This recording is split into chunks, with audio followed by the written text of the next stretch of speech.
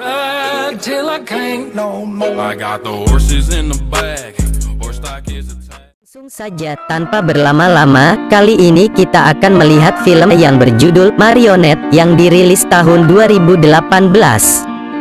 Film ini disutradarai oleh Han Wook Lee, di mana mengisahkan tentang kisah seorang guru yang dijebak dan diperas oleh muridnya sendiri, sampai-sampai guru tersebut harus memenuhi semua keinginan muridnya tadi, bahkan harus sampai melayani nafsu bejat para murid, kalau bahasa kakek Sugiono yaitu gangbang.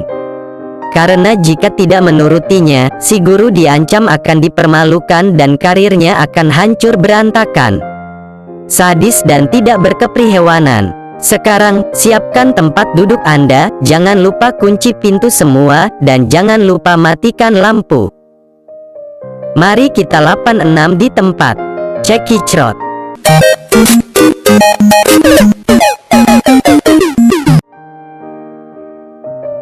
Di awal film kita diperlihatkan oleh seorang siswi yang bernama Minya yang akan berangkat ke sekolah, di mana saat di sekolah dia bertemu dengan pacarnya di taman. Setelah itu sang pacar mengajak Minya ke tempat karaoke untuk bernyanyi bersama. Seperti kebanyakan laki-laki pada umumnya, di tempat karaoke tersebut, si pacar hanya modus saja ngajak ke karaoke, tapi ambil kesempatan juga untuk mencium bibir Minya. Setelah selesai dari tempat karaoke, si pacar dan Minya pergi ke rumah si pacar, kemudian mereka makan dan ngobrol di sana. Karena sudah larut malam, Minya pun permisi pulang kepada si pacar. Akan tetapi, si pacar meminta waktu kira-kira setengah jam lagi untuk menemani dia. Ternyata si pacar membuat Minya mabuk sampai tak ingat pulang. Tak hanya itu, sewaktu Minya dalam keadaan mabuk, ternyata si pacar sudah menjual Minya kepada laki-laki buaya yang kelaparan setumpuk daging mentah. Bukan hanya itu saja, pada saat buaya-buaya tersebut menerkam daging mentah milik Minya, si pacar juga mengabadikan momen anjir tersebut. Singkat cerita, Minya pun sudah berada di rumah, di mana dia melihat video yang dikirim oleh pacarnya tersebut, di mana Minya melihat video itu dan menangis histeris. Kemudian ibunya pun mendengar suara Minya menangis dan mencoba masuk ke kamar dan menanyakan apa yang terjadi. Karena mengetahui si ibu masuk ke kamar, Minya pun pura-pura tertidur dengan mata yang masih berkaca-kaca.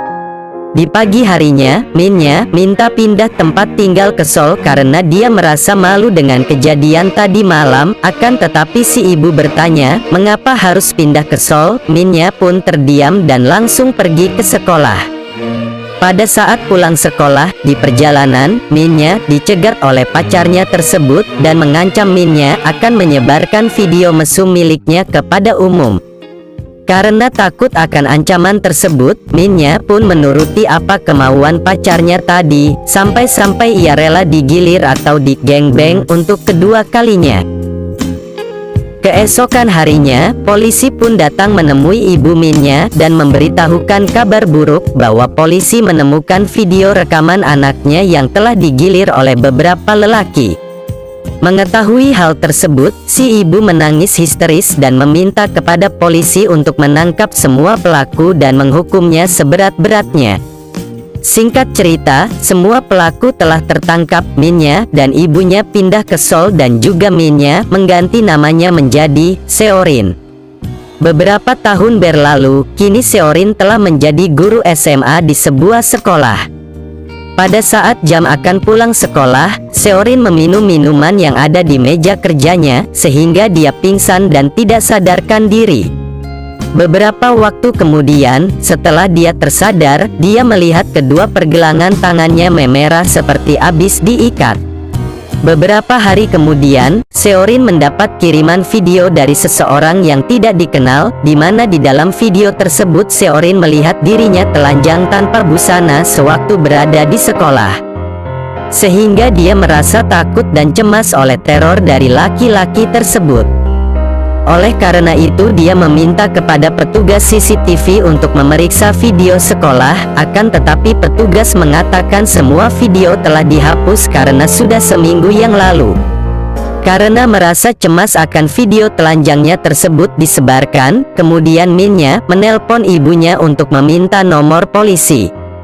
Kemudian Seorin pun menelpon polisi yang telah membantunya dulu. Di sini, Seorin menceritakan dan meminta bantuan kepada polisi tersebut agar segera menangkap pelaku yang meneror dirinya tersebut. Alangkah disayangkan, Pak Polisi telah pensiun beberapa tahun yang lalu. Pada saat Seorin mengajar di kelas, tiba-tiba ponsel Seorin mendapat pesan misterius dari akun bernama Master. Tak hanya itu saja, satu kelas tempat murid-murid Min-nya berada pun mendapat pesan yang sama. Pesan tersebut berisikan hitungan mundur dari angka 10. Seorin pun berteriak kepada muridnya untuk mematikan ponsel mereka dan kembali fokus belajar. Setelah pesan tersebut sampai di angka 0, semua murid dikirimi foto telanjang seorang perempuan, dan serentak semua mata murid tertuju kepada salah satu siswi yang ada di ruangan itu. Kemudian Seorin menyuruh ketua kelas untuk mengumpulkan ponsel semua murid. Sewaktu jam istirahat, Seorin memanggil siswi tersebut dan menanyakan perihal kejadian yang menimpanya. Seorin pun menyarankan agar siswi tersebut melaporkannya kepada polisi, tetapi siswi tersebut takut, di mana dia khawatir pelaku akan menyebarkan video dirinya yang lain. Kemudian Seorin dan siswi tersebut bercerita dan tukar pikiran. Rupanya Seorin mendengar kisah siswi tersebut, yang mana kisah siswi itu hampir mirip dengan kejadian yang telah dialaminya dulu. Pada skin ini, siswi tersebut menceritakan kisahnya bermula dari pacarnya, yaitu ketua kelas mereka, yang membawa dia bermain ke rumah pacarnya tersebut. Di sana ketua kelas meminta siswi tersebut berfotosyur. Setelah itu dia mengajak siswi tersebut untuk bercocok tanam. Tanpa disadari siswi tersebut, si pacar merekam mereka secara diam-diam. Pada saat siswi melihat isi laptop Sung Chen sang ketua kelas, langsung terkejut ketika melihat video mereka berdua bercocok tanam. Kemudian siswi tersebut menghapusnya. Tak hanya itu, siswi itu juga melihat banyak sekali foto-foto telanjang lain milik gadis-gadis yang lainnya. Singkat cerita, malam pun tiba. Seorin secara diam-diam mengikuti aktivitas ketua kelas kemana dia dan teman-temannya pergi. Mulai dari kafe, sampai tempat hiburan malam. Akhirnya Seorin masuk ke dalam tempat hiburan malam di mana Sung Chen berada. Saat Seorin memata-matai Sung Chen, dia pun ketahuan dan dikejar-kejar oleh rekan Sung Chen yang lainnya. Untungnya Seorin selamat berkat Pak Polisi yang dulu pernah membantunya. Walaupun telah pensiun, Pak Polisi berjanji akan membantu Seorin menemukan pelaku tindakan yang menimpa dirinya tersebut. Kemudian Pak Polisi tadi menangkap salah seorang laki-laki yang mengejar Seorin tadi, dan langsung menginterogasi pemuda tersebut. Akhirnya Pak Polisi mendapat banyak informasi dari pemuda tersebut, sehingga esok harinya, Pak Polisi menjemput Seorin dan menceritakan seluruh informasi atas Sung Chen kepada Seorin. Pada saat perjalanan pulang, Seorin tiba-tiba terjatuh dan lemas ketika melihat isi video yang ditunjukkan Pak Polisi, di mana video tersebut akan disebarluaskan kepada publik.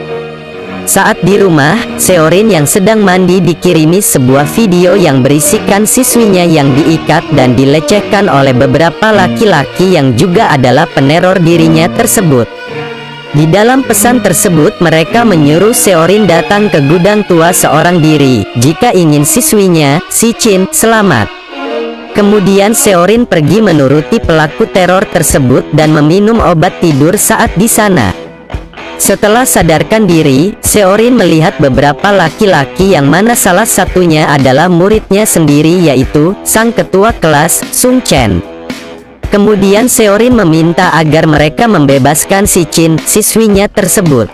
Tiba-tiba, si Chin datang, di mana si Chin adalah pemimpin kelompok mereka tersebut, dan dia berkata bahwa itu adalah rencana mereka untuk menjebak Seorin. Dia juga menceritakan tentang apa yang diceritakannya kepada Seorin, itu semua adalah kebohongan. Dia justru memanfaatkan sang ketua kelas, di mana tujuan mereka adalah untuk mendapatkan uang. Tak lama berselang, Pak Polisi pensiunan tadi pun datang mencoba untuk menyelamatkan Seorin, dan mencoba melawan segerombolan anak-anak berandal tersebut. Tapi sangat disayangkan Pak Polisi tadi keok dan tidak mampu melawan mereka semua, karena mereka menggunakan senjata melumpuhkan Pak Polisi tersebut. Untungnya para polisi yang lain langsung datang dan meringkus mereka semua tanpa tersisa. Walau telah meringkus anggota kelompok tersebut, polisi belum menemukan identitas Master. Sehingga polisi mencari tahu dengan memeriksa ponsel milik sekelompok anak tersebut. Dengan usaha para polisi, kemudian terungkap siapa identitas dari Master tersebut. Ternyata dia adalah seorang anak kecil alias bocil, di mana ketika ditemui dan akan ditangkap, ia menangis terseduh-seduh. Sebenarnya sang Master adalah ayah dari bocil tersebut, akan tetapi karena ayahnya sudah tua dan sudah menjadi sasaran polisi, kemudian ia menggantikan posisi ayahnya tersebut. Kemudian semua telah selesai ditangkap dan cerita pun berakhir. Menurut agen kami, film ini sangat bagus dari alur cerita di mana memiliki pesan moral yang diberikan, khususnya untuk kaula muda dan para orang tua agar lebih memperhatikan anaknya, khususnya anak perempuan.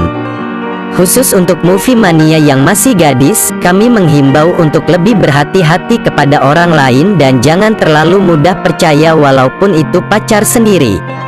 Dan jika ingin berpacaran, alangkah lebih baik dikenalkan dengan orang tua, supaya sang pacar lebih memiliki rasa tanggung jawab dan polisi semakin mudah untuk berjaga-jaga.